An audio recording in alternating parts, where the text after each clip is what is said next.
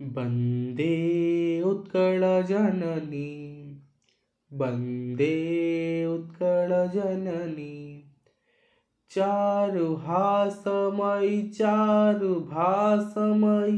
चारुहासमयी चारुभासमयी जननी जननी जननी वन्दे उत्कलजननी वन्दे उत्कलजननी। तो जय जगन्नाथ बंधुगण, तो आज आम नवम और दशम श्रेणी उभय श्रेणीर एमआईएल ओडिया रे गोटे विषय अच्छी जहाँ नाम हो वंदे उत्कल जननी। तो से विषय को आज आम आलोचना करवा कौन रही से विषय रे है। तो आलोचना करने पूर्व समस्त कह रखुच्छी जी चैनल को नुआ कर समस्ते जाई जल्दी जल्दी सब्सक्राइब करनी कहीं सब्सक्राइब करा गोटे सेकेंड भी लगे जल्दी जल्दी सब्सक्राइब करनी। एमती आगक भी अनेक क्लासेस जीव तुम टेस्ट हम एग्जाम हम तो से बिना कौन चैनल सहित जोड़ी ही रुहतु एवं क्लासेस तुम आरंभ हो गला 10th क्लास एमआईएल सब धीरे धीरे ए चलो सिक्वेन्स वाइज। तो तुम मैंने निज निज सांग मान निज निज फ्रेंड्स मान कौन कर सेयार कर है। तो डेरी करवानी कहीं विषय पढ़े पूर्व आम सर्वप्रथम कवि विषय किसी जान रखा है जहाँ को रचना करमर लक्ष्मीकांत महापात्र। तो चलो से लक्ष्मीकांत महापात्र विषय किसी जान रखा। तो कांत कवि लक्ष्मीकांत महापात्र ओडिया साहित्य रे जड़े यशस्वी कवि भाव परिचित। से खाली कवि नथिले बरं एकाधारे कवि सह मध्य नाट्यकार औपन्यासिक गाल्पिक संपादक एवं व्यंग्यकार मध्य भाव परिचित थिले। से जीवन युद्ध रे बहु कष्ट स्वीकार करथिले मध्य साहित्य साधना रे निजको से नियोजित करी विदग्ध पाठकंक हृदय रे स्वतंत्र आवेदन सृष्टि करि पारिछन्ति। तो सही महानमय स्रष्टांकर जन्म होइथिला कोठी आउ केबे ना 1888 मसीहा डिसेम्बर मास 9 तारिख रे माणबसा गुरुवार दिन भद्रक जिला तालपदा ग्राम रे तांकर जन्म होइथिला। बुझेला 1888 मसीह भद्रक जिला तालपदा ग्राम रे तांकर जन्म होइथिला डिसेम्बर 9 तारिख माणबसा गुरुवार दिन। तो सेइति बिना माणबसा गुरुवार दिन जन्म होइथिबार तांको कोन लक्ष्मीकांत बोली नाम दिया जाइथिला। एवं 1953 मसीह अकाल वियोग घटीला मृत्यु घटीला। तो सही जुगमय पुरुष कांत कवि लक्ष्मीकांत महापात्र जीवा पूर्व ओडिया साहित्य को समृद्ध कर जाइछन्ति। ओडिया साहित्य को तांकर उपहार स्वरूप केते गुड़िए रचना मध्य दे जाइछन्ति, सृष्टि संभार को प्रदान कर जाइछन्ति। तो आउ डेरी करबानी तांकर से सृष्टि संभार को आम जानी रखिबा हैला। तो से रचना करथिले कणा मामू जीवन संगीत देहीपद पल्लव मुदारम चटक चंद्रहास चंपू शरीर माध्यम एवं तांकर गल्प होची बुढ़ा संखारी और कविता होची सबुथिरु वंचित करी ओडिशार जनमानस जहाँ कि बेस परिचित मध्य लाभ करिछि। एवं 1937 मसीह जो डगर पत्रिका प्रकाश पाइथिला सेथिर संपादक भाव में कांतकवि लक्ष्मीकांत महापात्र कार्य करुथिले।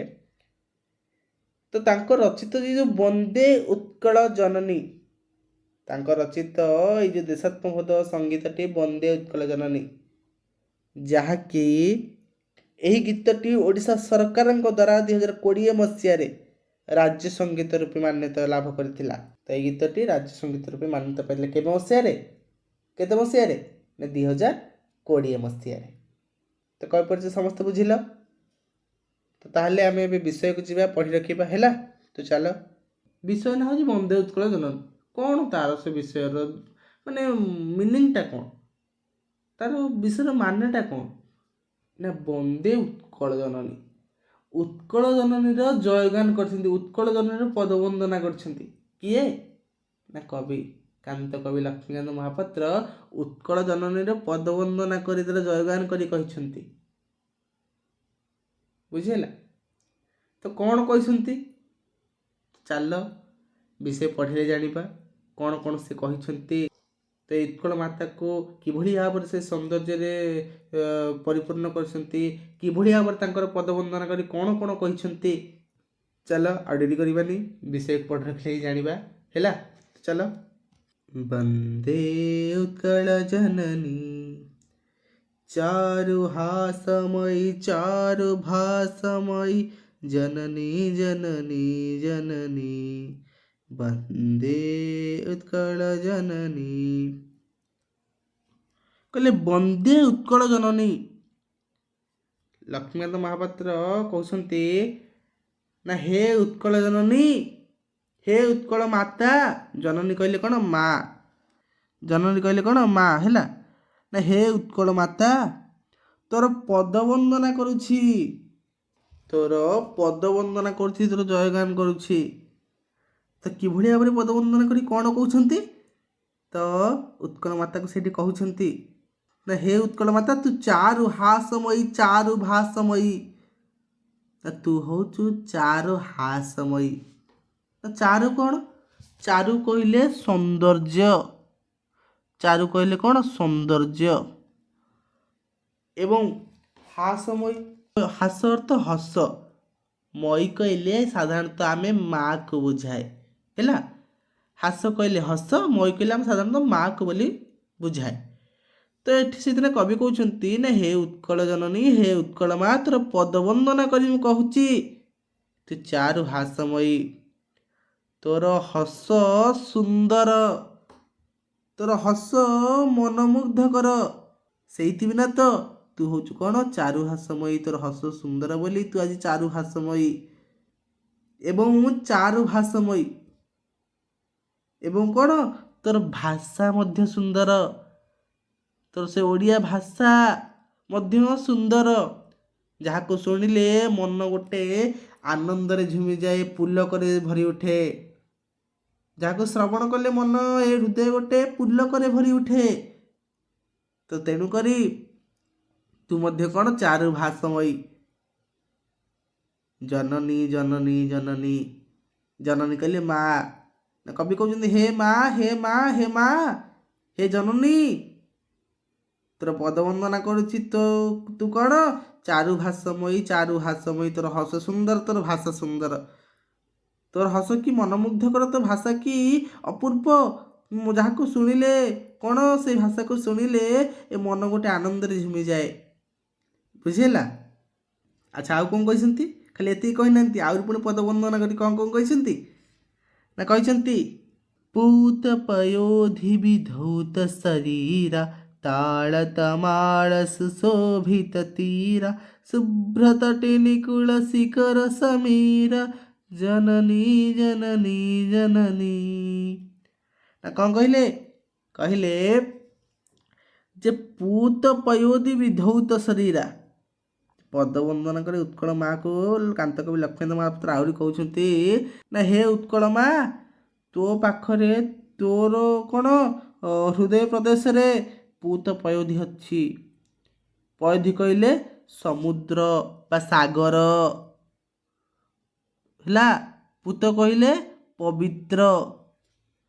कवि कहते जे हे उत्कल माँ तोरी हृदय रे तथा तोरी भितर ही, तो उत्कल प्रदेश रे ही ए पवित्र सागर अच्छी, पवित्र पयोधि अच्छी, एवं से रहीकि कौन करुची, से रहीकि तो शरीर को विधौत करुची, तोर से चरण को धोई दउची, तोर से शरीर को धोई दउची। अर्थात एठी कहउछंती हे उत्कल माँ तो देह रे अपवित्र रूप काली माँ तते स्पर्श करबनी, तू सबुएले पवित्र। कहीं ना ये पवित्र रूप जो एड़े बड़ विशाल काय से समुद्र, विशाल काय से सागर कौन करची, तोर समस्त शरीर को धोई दउची, समस्त पाप तोर देहरु कौन विधौत कर दउची, बुझेला। आ कौन कहले ना ताल तमाल सुशोभित तीरा, एवं सही सागर तीरवर्ती अंचल बा तट अंचल बा कूल कौन होउची सुशोभित देखा जाउची। कोउतिरे सुशोभित देखा जाउची ना ताल तमाल वृक्ष रे, ताल गछ एवं तमाल गछ, ताल वृक्ष तमाल वृक्ष रे, सेई सागर तट प्रदेश तीर बा कूल प्रदेशटी କ'ଣ ହେଉଛି ଅତ୍ୟନ୍ତ ସୁଶୋଭିତ ଦେଖାଯାଉଛି, ଶୋଭନୀୟ ଦେଖାଯାଉଛି। ଏବଂ ଶୁଭ୍ର ତଟିନୀ କୂଳ ଶିଖର ସମୀରା। ଶୁଭ୍ର କହିଲେ ଧଳା, ଶୁଭ୍ର କହିଲେ କ'ଣ ନା ଧଳା, କିନ୍ତୁ ଏଠି ବୁଝିବା ଆମେ କ'ଣ ନା ସ୍ୱଚ୍ଛ ନିର୍ମଳ ହେଲା। ତ ସେଇ ସ୍ୱଚ୍ଛର ତଟିନୀ କୂଳ, ତଟିନୀ କହିଲେ ନଦୀ ହେଲା, ତଟିନୀ କହିଲେ କ'ଣ ନଦୀ। ତ ସେଇ ଯେଉଁ ସ୍ୱଚ୍ଛ ନଦୀର କୂଳ କିଭଳି ଭାବରେ ଲାଗୁଛି, ସେଇ କୂଳରେ କ'ଣ ହେଉଛି ନା ଶିଖର ସମୀରା। ସମୀର କହିଲେ ପବନ ହେଲା, ପବନ। ଶିଖର କହିଲେ ଜଳକଣା ବା କାକର। ତ ସେଇ ତୋର ଯେଉଁ ନଦୀ ଜଳକୁ ସ୍ପର୍ଶ କରି ପ୍ରବାହିତ ହେଉଥିବା ସେଇ ମୃଦୁ ସମୀରଣ ଧୀର ସମୀରଣଟି ଜଳକଣା ଯୁକ୍ତ ହୋଇ ଶୀତଳ ପ୍ରଦାନ କରେ। ତ ସେଇ ନଦୀରେ ତୋର ଯେଉଁ ନଦୀ କୂଳରୁ ଯେଉଁ ପବନ ଆସେ, ସେ ଜଳକଣା ଯୁକ୍ତ ବା କାକରର ସଂଯୁକ୍ତ ହୋଇ କାକର ତା ଦେହରେ ମିଶି କ'ଣ ଶୀତଳ ପବନଟି ଆସେ, ଯାହାକି ମନକୁ ଗୋଟେ କ'ଣ ଶୀତଳ ପ୍ରଦାନ କରେ। ସେଇ ସୁଶୀତଳ, ସେଇ ଥଣ୍ଡା ପବନ, ଥଣ୍ଡା ବାୟୁ କ'ଣ କରେ, ସ୍ପର୍ଶ କଲେ ଏ ପ୍ରାଣକୁ ଗୋଟେ ଆନନ୍ଦ କରିଦିଏ, ପ୍ରାଣକୁ ଗୋଟେ ଶୀତଳ ପ୍ରଦାନ କରେ। ବୁଝିହେଲା? ତାଉଥିରେ କହୁଛି ନା ଜନନୀ ଜନନୀ ଜନନୀ, ହେ ମା, କବି କହୁଛନ୍ତି ହେ ମା, ତୋରି ପାଖରେ ହିଁ ପବିତ୍ର ପୟୋଧି ଅଛି, ତୋରି ପାଖରେ ହିଁ ପୂତ ପୟୋଧି ଅର୍ଥ ପବିତ୍ର ପୟୋଧି, ପବିତ୍ର ସାଗର ଅଛି, ଯାହାକି ତୋ ଶରୀରକୁ ବିଧୌତ କରିଦିଏ। ତତେ କେବେ ପାପ ଅପବିତ୍ର ରୂପକ କାଳିମାକୁ ସ୍ପର୍ଶ କରିବାକୁ ଦିଏନି, ତୁ ସଦାସର୍ବଦା କ'ଣ ପବିତ୍ର। ଏବଂ ତାଳ ତମାଳ ଗଛରେ ସେଇ ସାଗରର ପ୍ରଦେଶ ସୁଶୋଭିତ ହୋଇ ଉଠେ, ସୌନ୍ଦର୍ଯ୍ୟମୟ ହୋଇ ଉଠେ। ଖାଲି ଏତିକି ନୁହେଁ, ଶୁଭ୍ର ତଟିନୀ କୂଳ, ଶୁଭ୍ର କହିଲେ ସ୍ୱଚ୍ଛ ହେଲା, ସ୍ୱଚ୍ଛର ସେଇ ତଟିନୀ ନଦୀର କୂଳ ପ୍ରଦେଶରେ ଯେଉଁ ସମୀର ଆସୁଛି, ଯେଉଁ କ'ଣ ପବନ ଆସୁଛି, ତ ସେଥିରେ ଶିଖର କହିଲେ ଜଳକଣା ଅର୍ଥାৎ କାକର, ସେ କାକରର ସେ ଜଳକଣା କ'ଣ ସଂଯୁକ୍ତ ହୋଇ ସେ ଶୀତଳ ପବନ ହୋଇ ଆସିକି କ'ଣ ସ୍ପର୍ଶ କରୁଛି। ସେ ଶୀତଳ ପବନର ଲହରୀ ମନକୁ ଗୋଟେ ଆନ୍ଦୋଳିତ କରିଦେଉଛି, ମନକୁ ଗୋଟେ କ'ଣ ଖୁସି ଭରି ଦେଉଛି। ତାର ସେଇ ସୁଶୀତଳ ପବନ ମନକୁ ଗୋଟେ ଝୁମାଇ ଦେଉଛି, ଶୀତଳ ପ୍ରଦାନ କରୁଛି। ବୁଝିହେଲା? ତ ତାପରେ କ'ଣ ଦେଲା, ଚାଲ ଦେଖିବା। ଘନ ଘନ ବନ ଭୂମି ରାଜିତ ଅଙ୍ଗେ, ନୀଳ ଭୂଧର ମାଳା ସାଜେ ତରଙ୍ଗେ, କଳ କଳ ମୁଖରିତ ଚାରୁ ବିହଙ୍ଗେ, ଜନନୀ ଜନନୀ ଜନନୀ ବନ୍ଦେ ଉତ୍କଳ ଜନନୀ। ଏଠି କ'ଣ କହିଲେ, ଏଠି କାନ୍ତ କବି ଲକ୍ଷ୍ମୀକାନ୍ତ ମହାପାତ୍ର କହୁଛନ୍ତି ନା ଘନ ଘନ ବନଭୂମି ରାଜିତ ଅଙ୍ଗେ, ନା ହେ ଉତ୍କଳ ମା, ତୋର ଅଙ୍ଗରେ, ତୋର ଶରୀରରେ କ'ଣ ହେଉଛି ରାଜିତ ଅଛି। ରାଜିତ କହିଲେ ବିରାଜମାନ କରିଛି, ଅବସ୍ଥାନ କରିଛି। କିଏ କରିଛି ନା ଘନ ଘନ ବନଭୂମି। ଘନ ଘନ କହିଲେ ଘଞ୍ଚ, ଘନ ଘନ କହିଲେ ଘଞ୍ଚ, ବନଭୂମି କହିଲେ କ'ଣ ନା ବଣ ହେଲା, ବନଭୂମି କହିଲେ ବଣ ବା ଜଙ୍ଗଲ। ବୁଝିପାରିଲ? ତ ଏଠି କହିବା କଥା, ତ କବି କହୁଛନ୍ତି ନା ହେ ଉତ୍କଳ ମାତା, ତୋର ଶରୀରରେ ଏଇ ଘଞ୍ଚ ବଣ ବା ଘଞ୍ଚ ଜଙ୍ଗଲ ରାଜିତ ଅଛି, ବିରାଜମାନ କରିଛି, ଏତେ ସୁନ୍ଦର ଦେଖାଯାଉଛି। ତୋର ଶରୀରକୁ ସେଇ ଘଞ୍ଚ ଜଙ୍ଗଲ କ'ଣ ସୌନ୍ଦର୍ଯ୍ୟମୟ କରିଦେଇଛି। ଆଉ କ'ଣ କହିଲେ, ନୀଳ ଭୂଧରମାଳା ସାଜେ ତରଙ୍ଗେ, ଖାଲି ଘଞ୍ଚ ଜଙ୍ଗଲ ତୋ ଶରୀରକୁ କ'ଣ ସୌନ୍ଦର୍ଯ୍ୟ କରିଦେଇନି, ତୋ ଶରୀରକୁ ସୁନ୍ଦର ଭାବରେ ସଜେଇ ଦେଇନି, ବରଂ ନୀଳ ଭୂଧରମାଳା ମଧ୍ୟ ଅଛନ୍ତି। ନୀଳ ଭୂଧରମାଳା, ଭୂଧର କହିଲେ କ'ଣ ନା ପାହାଡ଼ ପର୍ବତ ହେଲା, ତ ସେଇ ପାହାଡ଼ ମାଳା ଅର୍ଥାৎ ପାହାଡ଼ ସମୂହ ମଧ୍ୟ କ'ଣ ଅଛନ୍ତି ତୋରି ପାଖରେ, ତୋ ପ୍ରଦେଶରେ ପାହାଡ଼ ସମୂହ ମଧ୍ୟ ରହିଛନ୍ତି। ଏବଂ କିଭଳି ଦେଖାଯାଉଛନ୍ତି ନା ସାଜେ ତରଙ୍ଗେ, ତରଙ୍ଗ ଆକାରର, ତରଙ୍ଗ ପରି, ଢେଉ ପରି ଦେଖାଯାଉଛନ୍ତି। ତ ଆମେ ଦେଖିବା ପାହାଡ଼ ସାଧାରଣତଃ କିଭଳି ଥାଏ ନା ଏମିତି ଥାଏ ନା ନାହିଁ। ତ ଦେଖିବାକୁ ଗଲେ ଇଏ ଗୋଟେ ତରଙ୍ଗ ଆକାରରେ ଦେଖାଯାଉଛି। ତରଙ୍ଗ କହିଲେ କ'ଣ ନା ସମୁଦ୍ରର ଯେଉଁ କୂଳ ଦେଶରେ ଯେଉଁ ତରଙ୍ଗ ବା ଢେଉଟି କ'ଣ ଉତ୍ଥିତ ପଥିତ ହୁଏ, ଉଠୁଥାଏ ପଡ଼ୁଥାଏ, ଯେଭଳି ଭାବରେ ସେ ଦେଖାଯାଏ, ଠିକ୍ ସେଇଭଳି ଭାବରେ କବି ଏଠି କହୁଛନ୍ତି ହେ ଉତ୍କଳ ମାତା, ତୋର ପ୍ରଦେଶରେ ନୀଳଭୂଧରମାଳା ପାହାଡ଼ ସମୂହ ମଧ୍ୟ କ'ଣ ବିରାଜମାନ କରୁଛନ୍ତି, ଲାଗୁଛନ୍ତି ସତେ ଯେମିତି କ'ଣ ତରଙ୍ଗ ଆକାର ଧାରଣ କରିଛନ୍ତି, ବା ସତେ ଯେମିତି ଢେଉ ପରି କ'ଣ ଅତି ସୁନ୍ଦର ଦେଖାଯାଉଛନ୍ତି, ଢେଉ ପରି ଦିଶୁଛନ୍ତି। ବୁଝିହେଲା? ଏବଂ ଆଉ କ'ଣ କହିଲେ? ଖାଲି ଏତିକି ନୁହଁ, ଆହୁରି କହିଛନ୍ତି ନା କ'ଣ କହିଛନ୍ତି ନା କଳ କଳ ମୁଖରିତ ଚାରୁ ବିହଙ୍ଗେ, ନା ଯେଉଁ କଳ କଳ ମୁଖରିତ କଳ କଳ ନାଦ, ଯେଉଁ କଳ କଳ ଧ୍ୱନି, ସେଇ କଳରବରେ ଚତୁର୍ଦିଗ ମୁଖରିତ ହୋଇ ଉଠେ, ଚତୁର୍ଦିଗ କ'ଣ ଖେଳିଯାଏ ସେ କଳ କଳ ରାବ। କାହା ଦ୍ୱାରା ନା ଚାରୁ ବିହଙ୍ଗେ, ଚାରୁ କହିଲେ ସୌନ୍ଦର୍ଯ୍ୟ ବା ସୁନ୍ଦର, ସୁନ୍ଦର ବିହଙ୍ଗ କହିଲେ ପକ୍ଷୀ, ସେଇ ସୁନ୍ଦରତା ଭରା ପକ୍ଷୀ, ସୌନ୍ଦର୍ଯ୍ୟବୋଧ ପକ୍ଷୀଙ୍କର ବିହଙ୍ଗମାନଙ୍କର ସେଇ କଳ କଳ ଧ୍ୱନି, ସେଇ ନିସ୍ୱନ ମଧୁର ନିସ୍ୱନ, ସେଇ ମଧୁର କଣ୍ଠସ୍ୱର କ'ଣ ହୁଏ ଚାରିଆଡ଼େ ମୁଖରିତ ହୋଇ ଉଠେ। ନଭ ଜଳ ସ୍ଥଳ ଆକାଶ ସବୁଆଡ଼େ କ'ଣ ତାଙ୍କରି ସେଇ କଳ କଳ ନାଦ ଗୁଞ୍ଜନ ହୋଇ ଉଠେ, ସବୁଆଡ଼େ ଖେଳେଇ ଯାଏ ବା ବାଜି ଉଠେ। ବୁଝିହେଲା? ତ ଜନନୀ ଜନନୀ ଜନନୀ, ନା ହେ ମା, କବି କହୁଛନ୍ତି ନା ହେ ମା, ତୋର ଶରୀରରେ ଘନ ଘନ ବନଭୂମି, ଘଞ୍ଚ ଜଙ୍ଗଲ, ଘଞ୍ଚ ବନାନୀ, ଘଞ୍ଚ ବଣଭୂମି କ'ଣ ହେଇଛି ରାଜିତ ଅଛି, ତୋ ଶରୀରରେ ସେଇ ଘଞ୍ଚ ଜଙ୍ଗଲ ଅବସ୍ଥାନ କରିଛି, ବିରାଜିତ ଅଛି, ଏବଂ ତୋ ଶରୀରକୁ ଗୋଟେ ସୁନ୍ଦର ଅଳଙ୍କାର ସଦୃଶ ତତେ ମଣ୍ଡନ କରି ରଖିଛି, ସୁନ୍ଦର ଅଳଙ୍କାର ପରି ତତେ ସଜେଇ ଦେଇଛି ସେ ଘଞ୍ଚ ଜଙ୍ଗଲ, କି ସୁନ୍ଦର ଦେଖାଯାଉ। ଖାଲି ସେ ନୁହେଁ, ନୀଳ ଭୂଧରମାଳା ମଧ୍ୟ, ନୀଳ ଭୂଧରମାଳା ପାହାଡ଼ ସମୂହ, ପର୍ବତ ସମୂହ ମଧ୍ୟ କ'ଣ କରିଛନ୍ତି ନା ତୋର ପ୍ରଦେଶରେ ରହିଛନ୍ତି, ଏବଂ ସତେ ଯେମିତି ଦେଖାଯାଆନ୍ତି କିଭଳି ଜାଣିଛୁ, ନୀଳ ତରଙ୍ଗ ସଦୃଶ, ନୀଳ ସେଇ ସମୁଦ୍ରର ସାଗରର ଲହରୀ ବା ଢେଉ ସଦୃଶ ସେଇ ଭୂଧରମାଳ ମଧ୍ୟ ବିରାଜିତ ଅଛନ୍ତି ବା ଦେଖାଯାଆନ୍ତି। ଏବଂ ଖାଲି ଏତିକି ନୁହଁ, ସେ କଳ କଳ ରାବରେ ଯେଉଁ ମୁଖରିତ କରୁଥିବା ସୁନ୍ଦର ବିହଙ୍ଗମାନେ, ଚାରୁ ବିହଙ୍ଗମାନେ, ପକ୍ଷୀମାନେ କ'ଣ କରନ୍ତି, ତାଙ୍କର ସେଇ କଣ୍ଠସ୍ୱରରେ ମଧୁର ନିସ୍ୱନରେ କଳ କଳ ରାବରେ ଚତୁର୍ଦିଗ ମୁଖରିତ କରିଦିଅନ୍ତି, ଚାରିଦିଗ ଜଳ ସ୍ଥଳ ନଭ ଆକାଶ ଏ ସବୁଆଡ଼େ କ'ଣ ତାଙ୍କର ସେ ମଧୁର ନିସ୍ୱନ ଖେଳାଇ ଦିଅନ୍ତି, ଯାହାଫଳରେ ଗୋଟେ ଚତୁର୍ଦିଗ ମଧୁରତା ଭରି ଉଠେ, ଚତୁର୍ଦିଗରେ ମଧୁମୟ ହୋଇ ଉଠେ। ତ ବୁଝିହେଲା ସମସ୍ତେ ଏତିକି? ବୁଝିପାରିଲ? ତ ଚାଲ ନେକ୍ସଟରେ କ'ଣ ଦେଇଛି ତାହେଲେ ଦେଖିବା।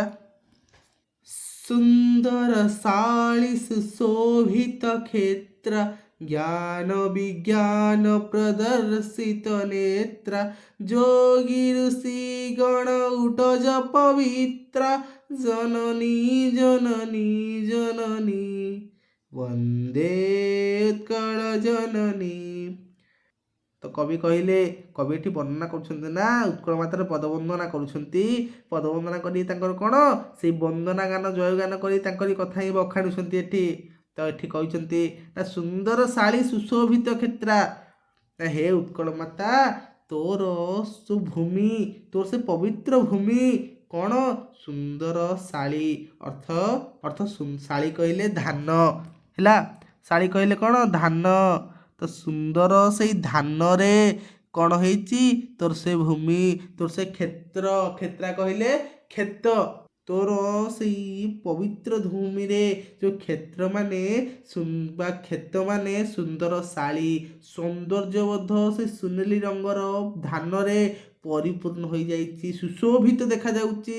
ଯେତେବେଳେ କ୍ଷେତରେ ଧାନ ଆସେ ହେରି ପାଚିଯାଏ, ଲାଗେ ସତେ ଯେମିତି କ'ଣ କ୍ଷେତ ସୁନାରେ ଭରି ଯାଇଛି।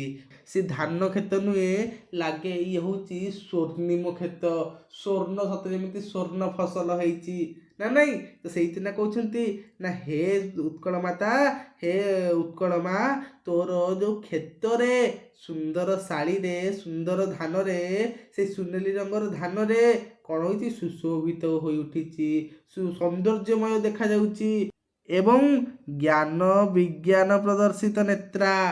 ଜ୍ଞାନ ଏବଂ ବିଜ୍ଞାନରେ ତୋ ନେତ୍ର ଆଜି ପ୍ରଦର୍ଶିତ ହୋଇ ଉଠିଛି, ତୋ ନେତ୍ର ଆଜି ଉଦ୍ଭାସିତ ହୋଇ ଉଠୁଛି। ସତେ ଲାଗୁଛି ଏଇ ଜ୍ଞାନ ଆଉ ଗୋଟେ ଯୋଉ ବିଜ୍ଞାନ, ଏଇ ଦୁଇ ଗୋଟି ହଉଛନ୍ତି ତୋର, ହଉଛନ୍ତି ଦୁଇ ଗୋଟି ନେତ୍ର। ହେ ଉତ୍କଳ ମାତା, ତୋର ଦୁଇ ଗୋଟି ନେତ୍ର ହଉଛନ୍ତି ଏମାନେ। କାହିଁକି କହିଲେ କଥା? କାହିଁକି ନା ତ ଏହା କହିବାର ମାନେ ହେଉଛି, କବି ଏଠି କହୁଛନ୍ତି ଉତ୍କଳ ମାଆକୁ, ନା ହେ ଉତ୍କଳ ମା, ଏ ଯେଉଁ ଜ୍ଞାନ ବିଜ୍ଞାନରେ ପରିପୂର୍ଣ୍ଣ ହେଇଛି ଏ ଉତ୍କଳ, ତାର ଯେଉଁ ବିଶିଷ୍ଟ କୃତିତ୍ୱ ହାସଲ କରିଥିବା, ଜ୍ଞାନ ବିଜ୍ଞାନରେ କୃତିତ୍ୱ ହାସଲ କରିଥିବା ଯେଉଁ ସନ୍ତାନମାନେ ରହିଛନ୍ତି, ତାର ହେଉଛୁ ତୁ ଜନ୍ମଦାତ୍ରୀ। ତେବେ ତୋର ଦୁଇଟି ନେତ୍ର ସଦୃଶ ଏଇ ଜ୍ଞାନ ବିଜ୍ଞାନ, ଏଇ ଜ୍ଞାନ ବିଜ୍ଞାନରେ ତୋ ନେତ୍ର ଆଜି ଉଦ୍ଭାସିତ ହୋଇ ଉଠିଛି, ତୋ ନେତ୍ର ଆଜି ଝଲସି ଉଠୁଛି। ଆଜି ତୋରି ଯୋଗୁଁ ହିଁ ସେଇ ସନ୍ତାନ ମାନେ କ'ଣ ଜ୍ଞାନ ବିଜ୍ଞାନରେ କୃତିତ୍ୱ ହାସଲ କରିପାରିଛନ୍ତି, ଯଶସ୍ୱୀ ହୋଇପାରିଛନ୍ତି। ବୁଝିପାରିଲ? ଏବଂ ଆଉ କ'ଣ କହିଲେ ନା, ଯୋଗୀ ଋଷିଗଣ ଉଟ୍ଟଜ ପବିତ୍ରା। ନା ହେ ଉତ୍କଳ ମାତା, ତୋରି ପ୍ରଦେଶରେ, ତୋରି ଦେଶରେ କ'ଣ ଯୋଗୀ ଋଷିଗଣ, ଯୋଗୀ ଋଷିମାନେ ଉଟ୍ଟଜ କରିଛନ୍ତି। ଉଟ୍ଟଜ କହିଲେ କୁଡ଼ିଆ ହେଲା, ଉଟ୍ଟଜ କହିଲେ କ'ଣ କୁଡ଼ିଆ। ତ ଯୋଗୀ ଋଷିମାନଙ୍କର ଯେଉଁ ବାସସ୍ଥଳୀ, ଯୋଗୀ ଋଷିମାନଙ୍କର ଯେଉଁ କୁଡ଼ିଆ ତୋରି ପ୍ରଦେଶରେ ହିଁ ଅଛି, ତୋରି ହୃଦୟରେ ହିଁ, ତୋରି ଅଞ୍ଚଳରେ ହିଁ ଏ ଯୋଗୀ ଋଷିମାନଙ୍କର ପବିତ୍ର ବାସଭୂମି ରହିଅଛି। ଏବଂ ସେମାନେ କ'ଣ କରୁଛନ୍ତି, ତାଙ୍କର ସେଇ ଯେଉଁ ମଧୁମୟ ଧ୍ୱନିରେ, ସେଇ ମନ୍ତ୍ରର ପାଠରେ ସମଗ୍ର ବନ ହଉ, ଅଞ୍ଚଳ ହଉ, ନଭ ହଉ, ଚତୁର୍ଦିଗକୁ ତାଙ୍କର ସେ ମନ୍ତ୍ରରେ ପବିତ୍ର କରିଦେଉଛନ୍ତି। ସମସ୍ତ ପାପକୁ ଦୂରୀଭୂତ କରି ତାଙ୍କର ମନ୍ତ୍ରର ଧ୍ୱନିରେ ସମସ୍ତ କ'ଣ ପୁଣ୍ୟକୁ ବା ଆଧ୍ୟାତ୍ମିକତାକୁ ଉତ୍ତରଣ କରୁଛନ୍ତି, ଆଧ୍ୟାତ୍ମିକତାକୁ ଜାଗରଣ କରୁଛନ୍ତି। ତ ସମସ୍ତ ପାପକୁ ତାଙ୍କର ମନ୍ତ୍ର ଧ୍ୱନିରେ କ'ଣ ଧୋଇ ଦେଉଛନ୍ତି। ବୁଝିହେଲା? ସେଇଥିପାଇଁ ତ କହିଲେ ଜନନୀ ଜନନୀ ଜନନୀ, ହେ ମା, ହେ ଉତ୍କଳ ମା, ସେଇ ଯୋଗୀ ଋଷିଗଣଙ୍କର ପବିତ୍ର ବାସଭୂମି ତୋରି ପ୍ରଦେଶରେ ହିଁ ଅଛି। ଏବଂ ସେମାନଙ୍କର ସେ ପବିତ୍ର ମନ୍ତ୍ରର ଉଚ୍ଚାରଣ ସମସ୍ତ ପାପକୁ ଦୂରୀଭୂତ କରି କ'ଣ କରୁଛି, ପୁଣ୍ୟକୁ କ'ଣ ଜାଗ୍ରତ କରୁଛନ୍ତି, ତୋତେ ପବିତ୍ର କରିଦେଉଛନ୍ତି, ଚତୁର୍ଦିଗ ପବିତ୍ରମୟ କରି ଦେଉଛନ୍ତି।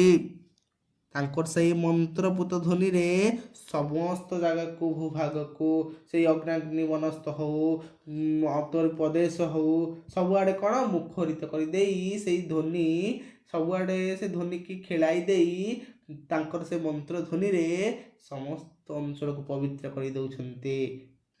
ବୁଝିହେଲା? ବୁଝିଲା ତ? ଆଉଥରେ କହି ରଖୁଛି ଟିକେ।